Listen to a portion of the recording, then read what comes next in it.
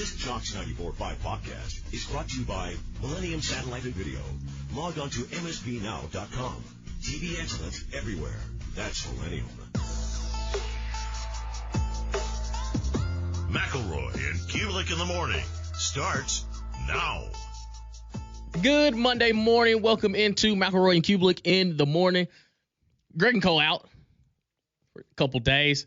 Damian Mitchell, Conrad Van Order, John Saber here with you. Hopefully everybody had a wonderful weekend. Kind of to Conrad's point, if you heard Morning Jocks, it was kind of the pregame before we know that the 4th of July weekend, America turns 250. And for you, Conrad, it's gonna be an exceptional day for you today. Yes, it will be it'll be a long day for me, but I'm glad to be here. It'll be fun, and regardless of, I don't know, maybe Paul will ask me to come on his show since I'm already doing every other show today. Maybe Paul will want me to be on his show since he's going to be on our show here coming up in just a little bit. But no, it'll be a lot of fun. So we're going to have fun for the next couple hours here, and then from 10 to 2 at Social Taco, we'll have 3-man fun. And if you're not familiar with that program, we are celebrating the 250th anniversary of our great country today with a little American history trivia competition between me and one of our loyal listeners here, Hastings, and we've got a lot of things on the line. We've got money for charity on the line. We've got friendships on the line. We've got everything that you could possibly want. So it'll be it's going to be a big day. I had to study a good bit over the. Oh no, I legitimately studied because I don't want to look dumb like I did the last time we did something like this. And understandable.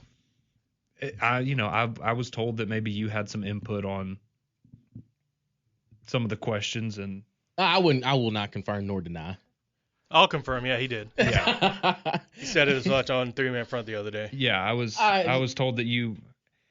I will just say this: I was told that Damian was asked some of the questions that will be presented later today, and Damian's response to these was, "They're stupid if they don't get these right." Well. Context is very, very key in some of the questions. Some of them. I think without giving you too much, I think there'll be a couple that will make both you and Hexens think.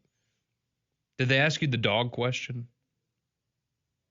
Because Landrum brought one up on Friday. It was like, what's the dog of the United States, like the most American dog? No, that was not one. And, you would think like golden retriever or lab or something. Apparently it's a pit bull. And it's just one of those. I'm like, if those are the kinds of questions that we're bringing out today, like I have no shot. Nah, I don't think. I'm more so like I tried to brush up on my amendments because that one threw me for a loop in the past. That's good. That's good. Just some general, some of the, important battles of our history, things like that. Yeah, I would lean more towards that. Yeah. I'd lean more towards that. But no, it should be a fun time there at Social Taco. Again, that kicks off at 1 o'clock. 1 o'clock. 1 o'clock. And it'll be the Freedom Face-Off between Conrad and Hastings. I think it should be a lot of fun. But over the weekend, listen, I hope everybody had a great and safe weekend. Not too much on the college football front.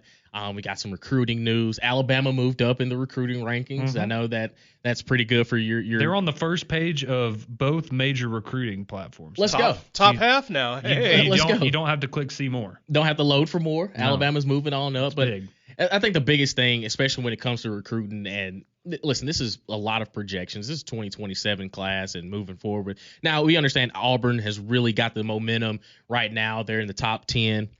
In some rankings and top 15 in others, but it kind of sways depending on where you get your information from. But I do think, one, for Alex Golesh, what he's done this offseason, even as far as what he said, when he first got the job, how the spring went, and just the overall nature of what Auburn looks like going into 2026. And I think we'll have a little bit of discussion because I do think that one important position is the quarterback position. They're not just on the Plains, but also at Alabama as well, who is going to be QB1. And we'll have some fun with that. 205-834-9450. Your text message, your call is always welcome here on Mac and Q. We're going to give a little bit of our SEC power rankings at the quarterback position because there are a lot of unknowns when you look around the league because we start, Ole Miss? Is Trinidad Chambliss now knowing that he is the guy, not having to fill in for Austin Simmons, and Austin Simmons now at Missouri? Sam Levitt comes from Arizona State to LSU. Auburn, is Byron Brown just going to repeat everything he did at USF? Lenore Sellers now at South Carolina with Kendall Briles as the offensive coordinator. What is that going to look like? Just a lot of questions, but kind of a little bit of a projection of what we kind of expect moving forward in 2026 at the quarterback position across the SEC. But I do think that, and I'll even ask Paul this, there's there's one team in particular in the SEC that I feel has been getting a little bit of some momentum because of, one, some of the changes that they made in the offseason as far as head coaching, something they've done in the transfer portal, getting some key guys. That's the Florida Gators. With John Summerall taking over for Billy Napier, it never, at least going back to last season, and we saw some great moments from the Florida Gators, and we also saw some absolute just failures. That's the only way to really describe it for the Gators last season. And it never really felt that no matter what Billy Napier did, he never really got the full-fledged support moving forward. And it felt like he was always on borrowed time from the moment he got the job. And even last season, because of the expectations we had with DJ Lagway and what we had seen in 2024 in spot moments of, him coming in for Graham Mertz, you felt good going into last season, and it all started to fall apart. But let's not forget, they knocked off Texas at home, but they also lost to USF at home. Mm-hmm. They had an abysmal performance against LSU on the road. They took Georgia to the wire in their matchups there in Jacksonville. But now this season, especially this offseason with the hiring of John Summerall, with some of the key additions they got in the transfer portal, it feels like this Florida Gators unit has kind of – they're almost everybody's pick as a dark horse for potential SEC championship conversations, even college football playoff conversations. But do you think it's a little premature to kind of put that expectation on John Summerall in year one? I think if we're talking college football playoff, yes. I do agree, though, that when you get into I guess if you break it down into tiers of the conference of who could make the playoff, right, we all would agree Texas and Georgia are at the top. And then, after that, you would get into your Alabamas and Ole Miss and LSU and Oklahoma and A&M and some of the teams that made it last year, but some of the teams that, you still got to figure out if they're going to be able to replicate that success. And I think Florida is firmly in that next group and at the top of that next group.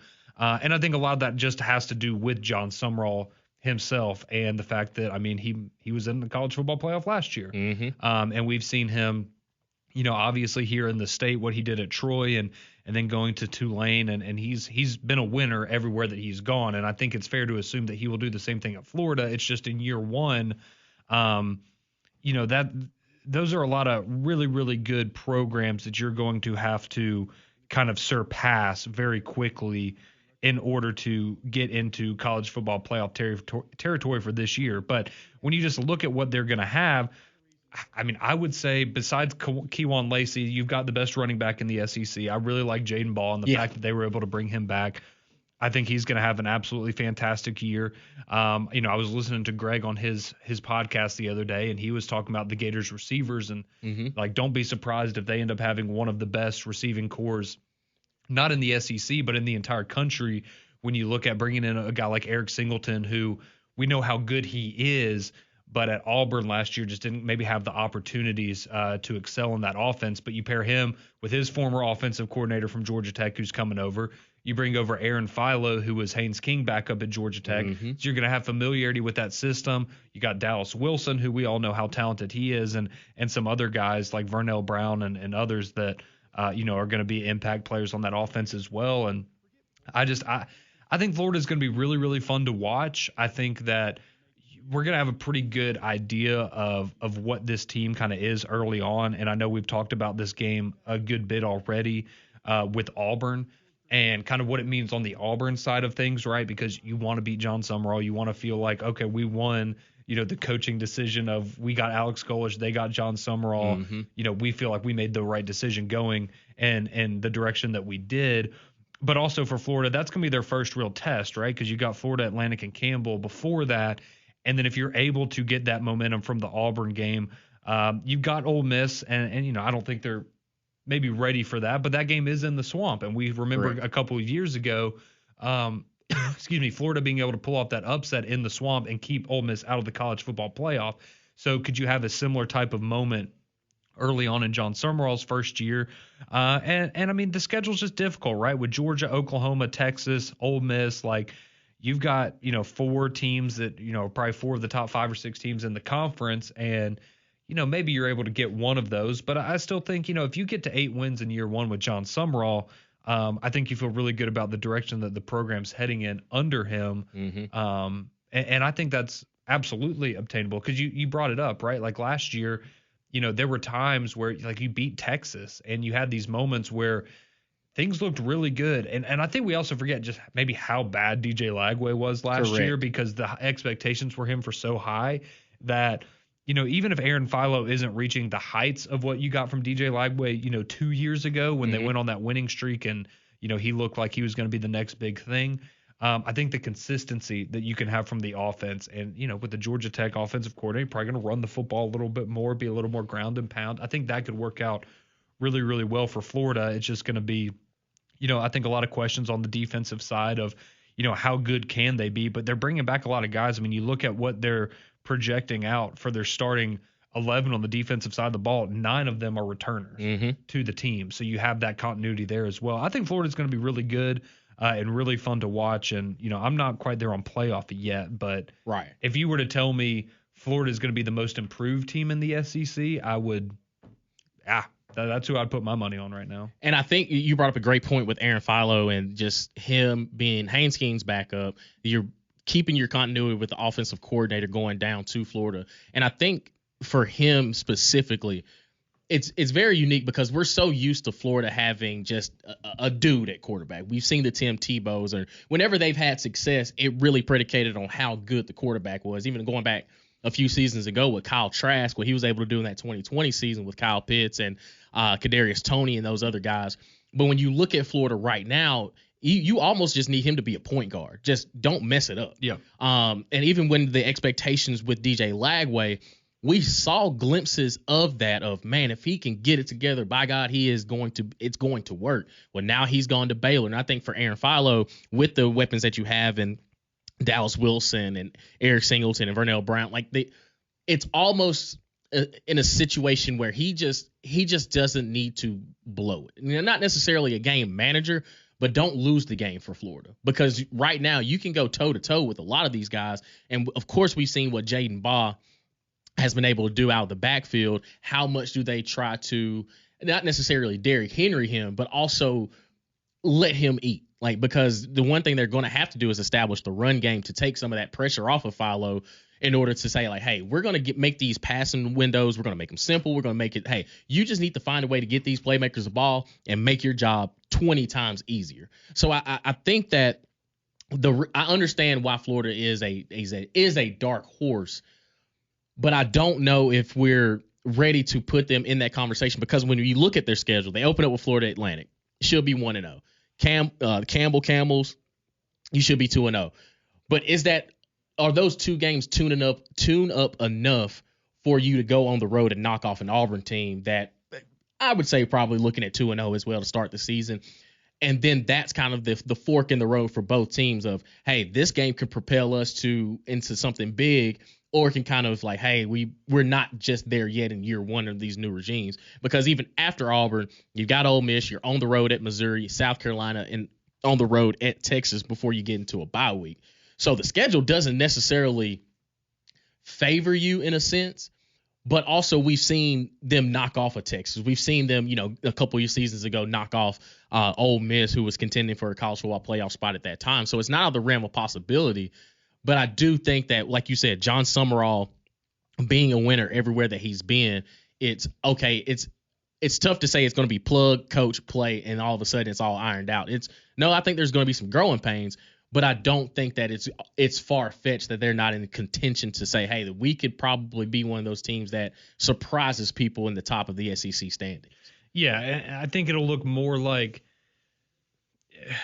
not the Florida of old, so to speak, in terms of Urban Meyer, Steve Spurrier, but it'll have a different feel than it did with Billy Napier. And I think it'll be a team that you watch, all 12 weeks throughout the course of the regular season, you're going to see a team that plays really, really hard, is really competitive, and even in those difficult games with your Georgias, your Texases, and Ole Miss, and et cetera, I think you're going to see a Florida team that's able to keep things close and competitive. And I do think that Florida, at the end of the year, even if maybe they stumble and end up with a 7-5 type of record, I think you're going to look at it and maybe look back and go, man, if the ball had bounced differently this way, or this one thing had gone differently, you could see where maybe that 7 wins would have been 8 or 9 wins. Yeah. And going into 2027, I don't think Florida is going to be a team that would necessarily catch people off guard, because they're going to see, I think, a really impressive product. And we just love John Summerall. Like, it's hard not to, anybody that's not super familiar with him. Because I remember, when it looked like Florida was going to hire him, a lot of the Florida people were kind of like, do we really want to go back and get another group of 6 guy like after Billy Napier? And you could tell it's people that aren't familiar with John Summerall, and I don't blame them for that necessarily, but it's like people are going to find out quick. They're going to find out. Quick. And also for Billy Napier to, quote unquote, fail at Florida and then land with the James Madison job. You kind of in the ideal spot of, hey, pretty good. This team actually went to the playoffs last year. Let me see what I can do to not mess this thing up. We'll take a look at the Florida Gators. Also, some more things around the SEC with Paul Finebaum on the other side as he joins us, courtesy of our friends at Craneworks. All that and more on the other side. Keep it locked right here on Mac and Cube in the morning. Go inside Jocks 94.5 on Jocks TV. Morning Jocks, Mac and Cube, and 3-Man Front video simulcasts are presented by Bill Smith Buick GMC and Game Day Men's Health. Watch on the Jocks mobile app and YouTube by searching Jocks 94.5 TV. 7:20 here on McElroy and Cubelic in the morning. Damian Mitchell, Conrad Van Order, John Saber holding it down for the guys. He joins us each and every Monday at this time, courtesy of our friends at Craneworks. It's the one and only Paul Finebaum. Lift it, load it, grade it, grind it, move it, haul it, rig it, dig it, Craneworks, Rentalworks, yeah, the big dog's got it. Paul Finebaum on Mac and Cube in the morning is brought to you by Craneworks. Lift it, buy it, rent it, the big dog's got it. Now, Paul Finebaum. Paul, we appreciate you hopping on with us this morning. We start off this show this morning talking about the Florida Gators, and it seems as though they're gaining a lot of momentum here in the offseason under John Summerall. And just kind of your 1,000-foot view, what is your expectations for Florida going into 2026? I think it begins with them winning the coaching sweepstakes. Summerall clearly of the non-Lane Kiffin coaches was the biggest catch. He has made a tremendous impact. So I think there's a lot of confidence because of that. And then you just start trying to think in your own head, like, shouldn't Florida be better than it has been under Billy Napier? And the answer is yes. So I think there's a little bit of that fuel that goes into it. I think that second game, though, the third game is really important, though, because Florida goes to Auburn, and everybody knows the critical aspect of the coaching hires. Everyone knows Summerall was coveted by Auburn, and it only took John Cohn blowing that hire from Auburn, getting the guy that they really wanted. And they ended up with Goish, and I think people are happy now. But I think that game's really important for both coaches, just to show their own fan bases. So how that game goes, I think, will help dictate which way Florida goes.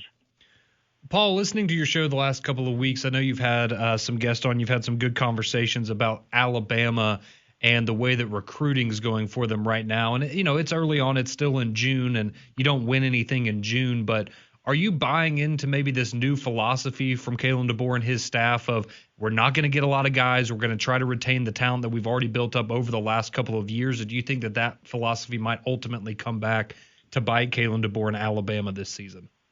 Well, it's certainly a questionable philosophy in today's world of, go out and reload your roster every year like Kiffin has and others. So, I don't think you could say it's proven correct yet.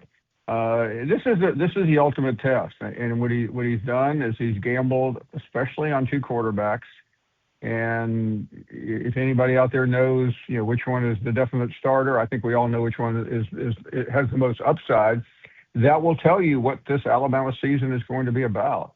And I find DeBoer trying to sell that philosophy a little too much for me. And And I think it's weird when you see, you know it's going to be a small roster. He's told us that constantly. And then you see commitments from, I don't know, 4 stars, and you go, is that really where Alabama should be? And I know we get a little spoiled, or have been spoiled for 17 years, but tell me in 2010 or 2009 or anywhere during that run, if Alabama got picked up a 4-star wide receiver, would there be wild rejoicing in the state of Alabama?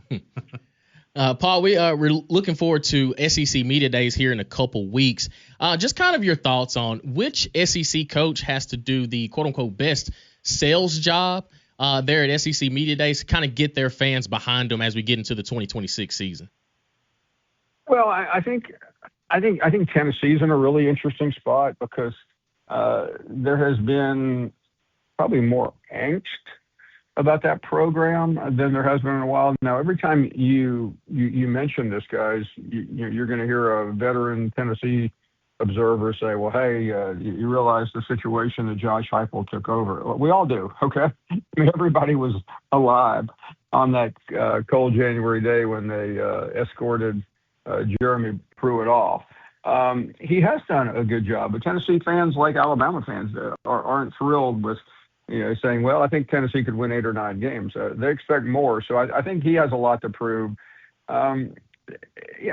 Listen, let me end the suspense. The most intrigue is going to be over one person, and that's Lane Kiffin, and it's primarily because he has been either out of the country, out of the universe, or out of sight for the most part in the last 2 months. After the absolute debacle of that Vanity Fair article, he went underground. He tried an apology tour, which failed. And I was in Destin for 3 days, and I'm still not sure I caught him. I caught eyes on him more than about 6 minutes when he met with the media, and sounded like it was AI generated. So yeah, he's going to be pretty eagerly anticipated as well. Well, that's perfect lead into my question, Paul, because I did want to ask you about LSU. So I remember last year in Atlanta, LSU was kind of that team that, just talking to the other media people and the people that cover LSU and other programs, LSU kind of gained a lot of traction, it felt like, at media days. A lot of people buying into what they thought was going to be a big year for LSU. Obviously, it was not. So my question for you, Paul, where do you think the media will vote LSU? Would they be maybe that third team after Texas and Georgia, or are people going to be a little cautious giving Lane Kiffin too much credit in year one? I think there's going to be a lot of buy-in. I think there'll be 3 or 4 with A&M or Ole Miss, depending on how people view it, because I think people have built it into their head that LSU has to be good. It has to be good because Lane Kiffin's there. They spent all the money, all the attention. And it has to be good because of the roster. But you're gambling on evaluations of other people trying to determine whether that roster is really top notch. A year ago, Brian, I remember sitting with Brian Kelly, and the conversation wasn't about anything other than Clemson. Remember, they had lost all those opening games, and I think we all bought way too much into LSU when they beat Clemson on Labor Day weekend, and then didn't do another thing the rest of the year. We forgot that Dabo Swinney was still coaching Clemson, and that program has become mediocre. This will be a little bit different, but I still think the LSU game, the LSU opener is probably trickier than maybe people think, only because there's so much unknown from both schools. And I think their schedule is not their friend. I mean, that is a ridiculously tough schedule. Could they go 3-0 in the big games, meaning Clemson, Ole Miss, and A&M in September? They could. You could also argue they could go 1-2. Yeah, that is true. Here, talking with Paul Finebaum of the SEC Network, also here on WJOX from 2 to 6, the host of the Paul Finebaum Show. And speaking of Lane Kiffin, how about the team that he just left in Ole Miss? Again, Ole Miss was one of 4 teams left for a chance to play in the national championship in the college football playoff. Just what do you think about Pete Golden finally taking over for a full season in 2026? You're returning Kejuan Lacey, Trinidad Chambliss, but you do lose a lot on that defensive side. Just what are your expectations for Ole Miss in this season? He easily has 2 of the biggest stars in the SEC coming back that you mentioned, but what he doesn't have is the same coaching staff. And I don't know who has been hurt more by losing Lane Kiffin as head coach and Charlie Weiss as offensive coordinator. And you also, you retain your defensive coordinator. But I ask this to you in the audience: who would you rather have as your defensive coordinator, Blake Baker or Pete Golding? So I think there is a tremendous loss on the coaching side of it. The players are good. Are we putting too much attention on the star players? I'm probably not buying as much in on Ole Miss as others. To me, they just don't look like a playoff team. I thought they caught lightning in a bottle last year. There's only one reason why they beat Georgia at the Sugar Bowl, and it had nothing to do with Ole Miss. It had everything to do with Mike Bobo, who made the dumbest call of the year and allowed Ole Miss to get back into that game.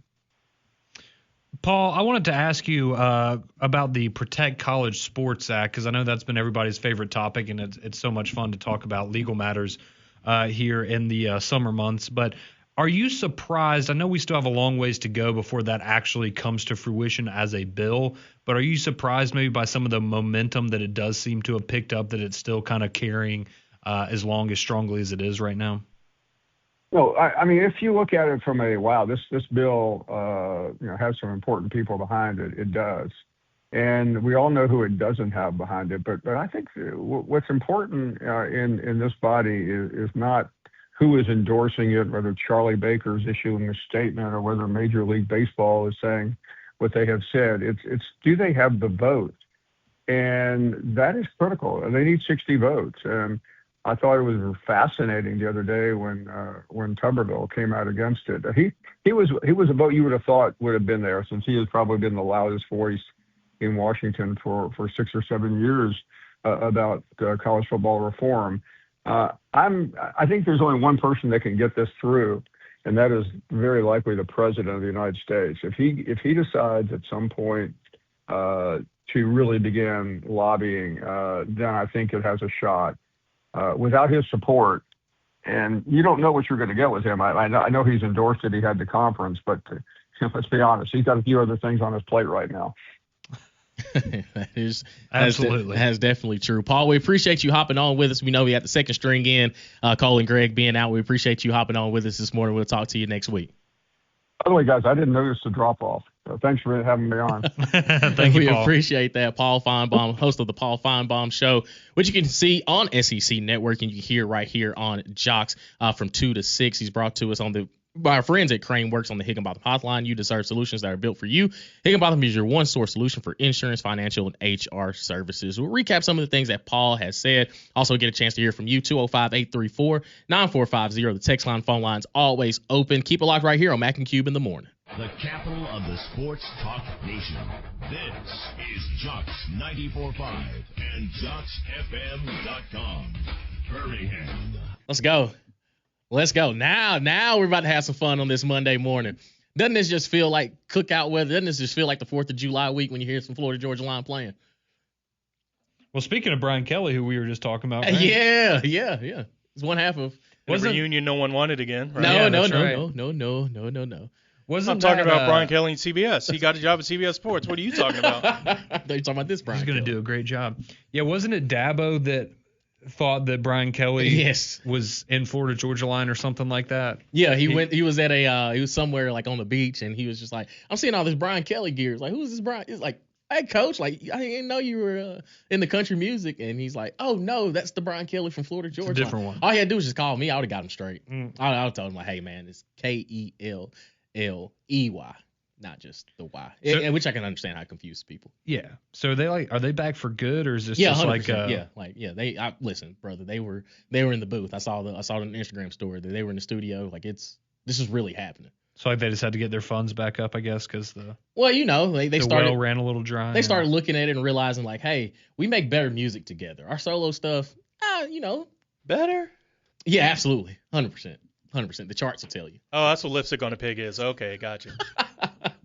We appreciate y'all hopping on with McElroy and Cubelic in the morning. Damian Conrad and John here with you, having some fun. Got a chance to hear from Paul Finebaum, the last segment, kind of going over the SEC as we're getting closer and closer to media days, we're 61 days away from kickoff to the college football season. But kind of looking at some of the things that Paul said and kind of going, especially with Lane Kiffin and LSU. And I brought up the question that, which team, which head coach kind of has to do the best sales job. But he talked about Tennessee and Josh Heupel because it's very similar to Nebraska, where it's some of the old heads will tell you, like, man, Tennessee is rocking. We're going to win the national championship expectations every single year. Then you got some that are kind of the late bloomers that had to go through the Lane Kiffin era, the Derek Dooleys, the Butch Jones, now in Josh Heupel, where we've seen them go to a college football playoff, ran across an Ohio State team that just, ended up being the national champions. It just so happened Tennessee had to be that first domino. But now going into 2026, it's kind of just, it feels uneasy on both sides of it, where the people that have been rocking with Josh Heupel, they're like, well, we appreciate what you've done for us so far. How do we get back to that? And then the other ones are like, yeah, I think it's probably run its course, but I don't know. Like, I mean, listen, I love Josh Heupel. I'm an offensive guy. I love everything that he does.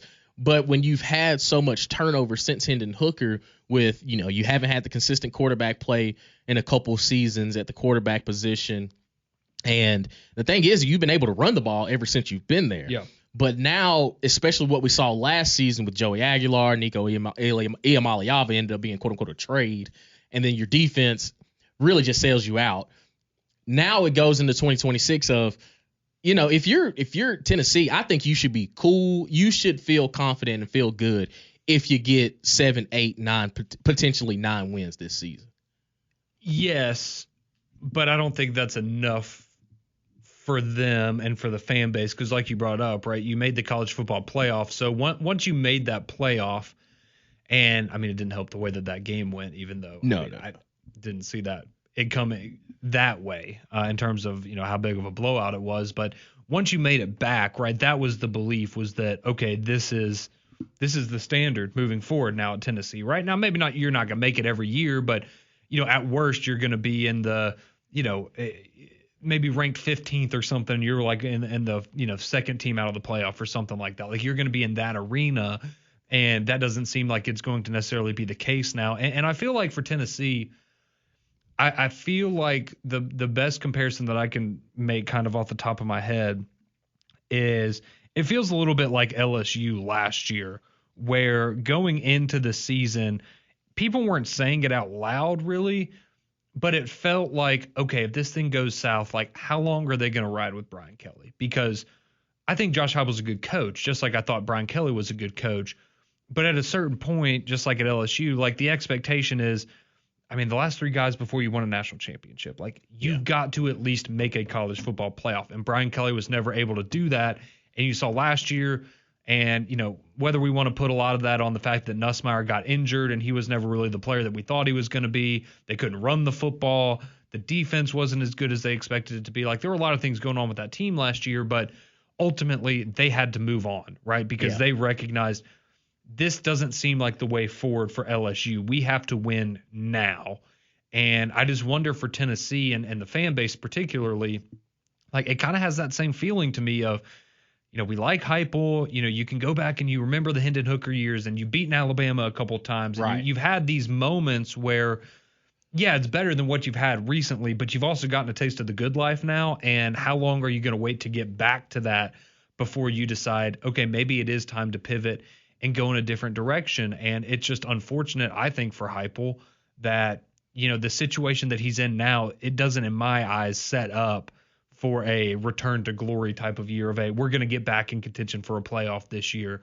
And I think he deserves a lot of credit, right, for some things that he's done over the last couple of years, like making the pivot you mentioned from, hey, we don't have a Hendon Hooker guy anymore. We've got to be able to run the football. Mm-hmm. We've got to be able to play really good defense. And they were able to do that.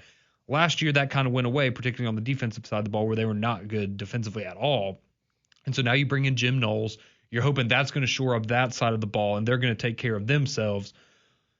But I don't have high expectations for them at the quarterback position, particularly. Like, they've got some dudes, they've got solid running game. They'll have some dudes at receiver, but Like, I don't think they're even going to get a quarterback this year what they got from Aguilar last year. Mm-hmm. And, yeah, we can look back and go, well, Joey Aguilar led the SEC in passing. And he did. Like, he had the most passing yards in the conference. And I think based on the expectations of when he came in over the summer, he exceeded those expectations.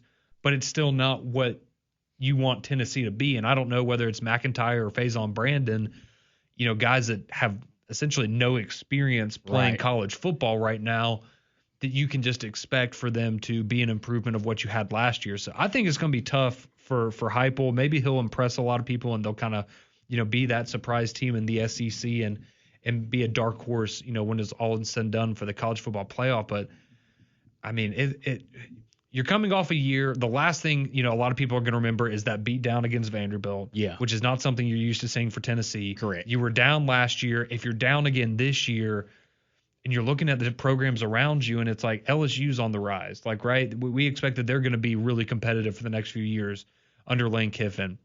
Georgia is Georgia. Texas, we'll see if they can live up to hype this year, but they're always going to have the money to spend. Texas A&M finally broke through last year, right? Ole Miss, now we look at them in a different light. Like, if you're Tennessee, are you okay being viewed as like, oh, they're probably like the 7th or 8th best team in the conference right now? I don't think that's good enough for them.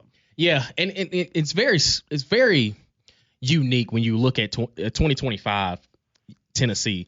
So you jump off 2-0, Syracuse, ETSU, you were expected. I think that Georgia loss early on because of how it happened, where you should have won that game. Yeah, you jumped on them quick, especially in the first quarter, but you end up losing that game in overtime. You beat UAB. You're in a dogfight with Mississippi State, and that's where it was kind of, what's going on with this team?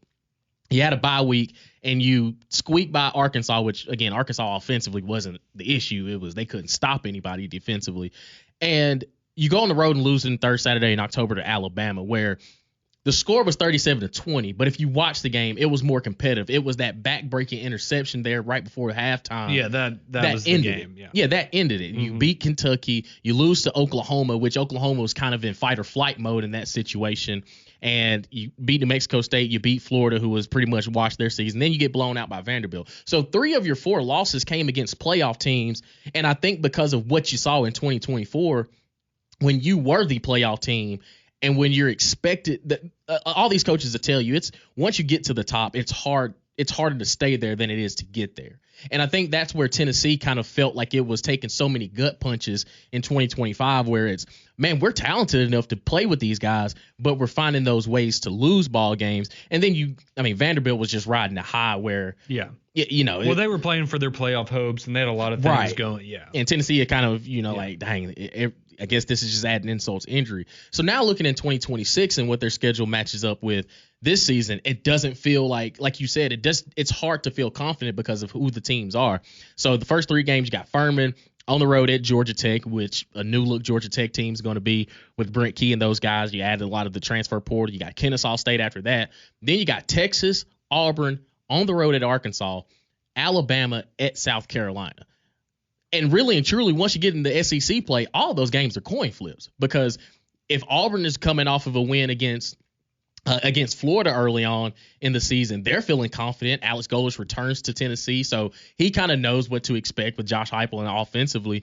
Arkansas, we don't know. Alabama, you get them at home. They hadn't beat you at home in a while, but we expect Alabama to be better, even with a team that made a college football playoff last year. And who knows what we're going to get with South Carolina with Lenore Sellers, because we saw this team go on the road against Texas A&M and absolutely light them up for a half, and then the second half kind of just, the bottom falls out.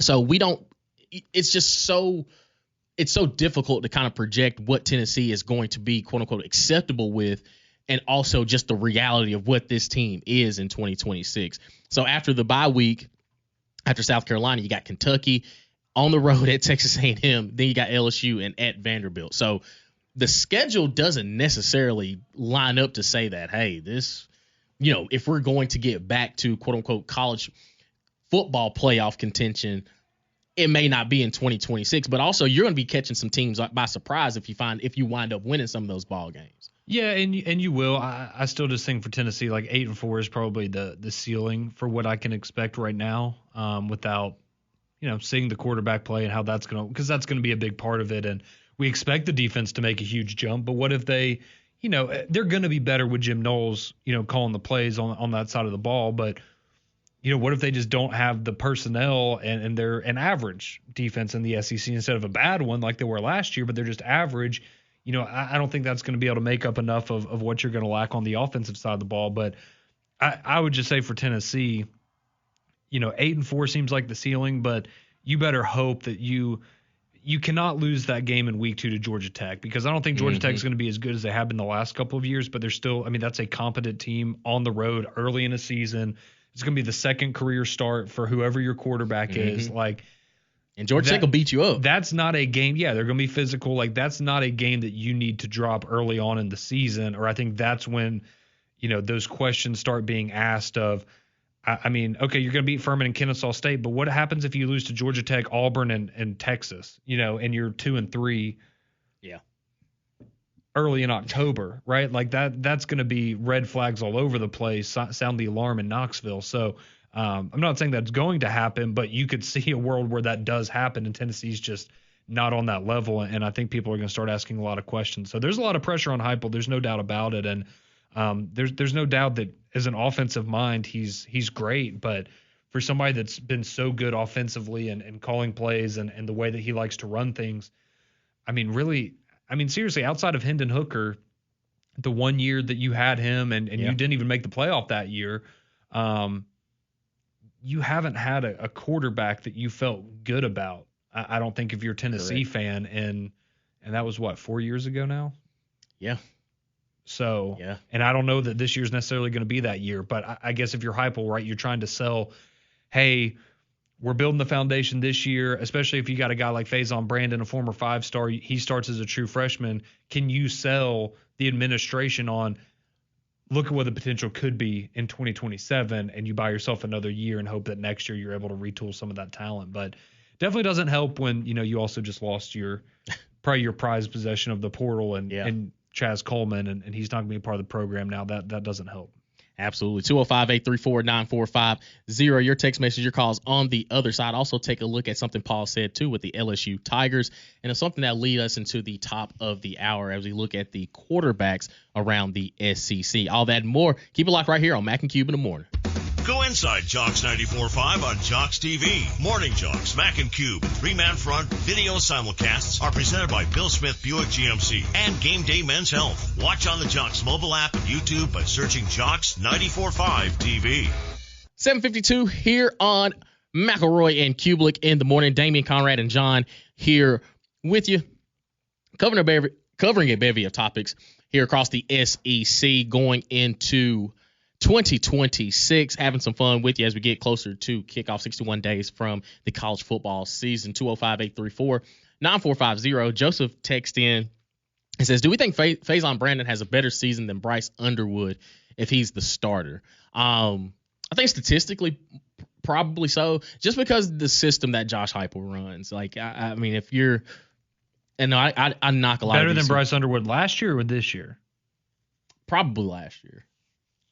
Because this year, I think I would take Bryce Underwood this year, but I would take. And also, I think Kyle Whittingham ain't going to put the pressure on him to go out there and make superstar plays. They're going to establish the run game. Like Michigan is going to look like Michigan of old. I think, in my opinion, I think Michigan's kind of one of the more slept on teams. It's hard to say you're slept on when you're 2 years removed from playing from a national title. But with just what Kyle Whittingham's DNA is, it's we're gonna punch you in the mouth, and there's not anything you're gonna do about it. Like, it's just kind of figuring it out. So I think it may have a little bit more modern style, but I think they're gonna go back to ground and pound, and Bryce Underwood isn't gonna have to do everything for him. No, and I think just looking at what he did last year, 2,400 yards, 11 touchdowns, 9 interceptions. Yeah, I think that just the system that you have at Tennessee would, Yeah, he said better freshman season than Bryce Underwood. Oh, okay, yeah. Then yes, I would definitely take Faison Brandon over that. Yeah. Let's see. Eli texts in. He says, does Alex Golesh make it more or less than 3 seasons at Auburn? I think it's more. I'm an Alex Golesh supporter, 100%. Like it's worked everywhere he's been. And I think that Auburn is a place, and you can tell it. You can look at the recruit numbers. You can look at the guys he got in the transfer portal. To me, I would be more shocked if it doesn't work, because Alex Golesh is a no-nonsense guy. He's there to coach ball. You ain't got to worry about him going out there playing golf, setting tee times. He's like, nah, I'm pounding tape, and we got to figure out how to win each and every week. And it starts with Baylor in week 1. Hugh Freeze got 3 years, and he didn't have a winning season. So, yeah, I think Alex Golesh will get – yeah, I feel – yeah. And I don't think you're going to get much fluff with Alex Golesh either. If from everything that we've gotten a chance to hear from Alex Golesh and the way that he's not a BSer. Like, he's just not. Like, it's not in his DNA. He's not going to tell you something that is going to make you feel good. It's, no, this is what we're dealing with. This is how we're going to go about it. And there's always a plan with the action. Like, there's always, whatever plan he has, there's an action that goes with it. It's, no, this is what we're going to do. This is how we're going to do it. And even when you talked about it during the offseason, he was telling the boosters, like, we appreciate the donations. We do. But as far as any sort of, hey, you're coming in and infiltrating what we've got going on, like, I'm going to have the final say-so when I have the 11 on offense, 11 on defense, 11 on special teams going out for us each and every Saturday. Yeah, I think one of my favorite things that, and he brought this up because we had him on 3-man front. I know he's been on Mac and Cube, since taking the job. But, one of the messages that he delivered to the team pretty early on was basically, I'm paraphrasing, but basically, this is going to be some of the hardest crap you ever do in your life. Yeah. And if you don't want to be a part of that, then, there's the door, essentially. And that's a little bit of maybe a different style of coaching than you would see a lot of places nowadays, right? Because people are so worried about, placating to the kids, making sure they're happy, and you don't want kids to go and transfer and all, and this, that, and the other. But I think that's the kind of coaching that we were raised on. And I know a lot of people listening, you were raised on that stuff. And that's, tame, obviously, compared to what a lot of us had growing up. But I think that right there just kind of tells you, like, they're there to work. They're there to have fun and play the game and go out there and win, but they're there to put in the work. And as long as Alex Golesh is there, they're going to work. 100%. And I think that's it's a breath of fresh air for Auburn. And I think for everything that you got with Hugh Freeze, you kind of gave him the benefit of the doubt, so you just couldn't give him the benefit of the doubt anymore. And I think with Alex Golesh, he ain't coming in here to play around. And I think – and kind of to Paul's point, that Florida matchup, I think Auburn's going to knock off Baylor. I think they'll get Southern Miss. Like, I think early on they're going to be fine. But that fork in the road with Florida is going to be so important for both programs. Because if you win that ball game, one, you're starting off 1-0 in SEC play for the first time since 2022. And also this can ride the momentum because of a lot of teams that you have on your schedule still trying to figure some things out. So we'll take a look at the 2026 season with our SEC quarterback power rankings. Keep it locked for hour number 2 on McElroy and Cubelic in the morning. This is McElroy and Cubelic in the morning. One Night with Steiny. One Night with Steiny. Shout out Full Send Nelk. This is just about me being myself. Gonna be chaotic. I can't guarantee anything. All I can guarantee is that you're gonna be entertained. How can I join OVO?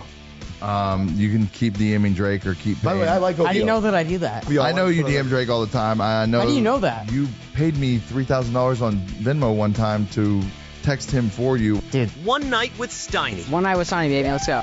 Follow and listen on your favorite platform.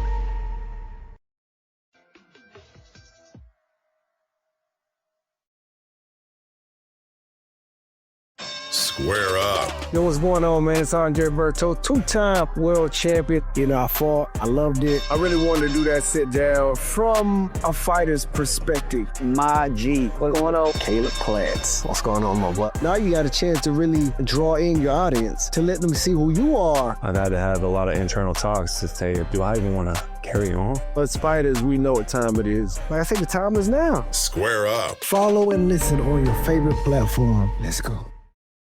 One Night with Steiny.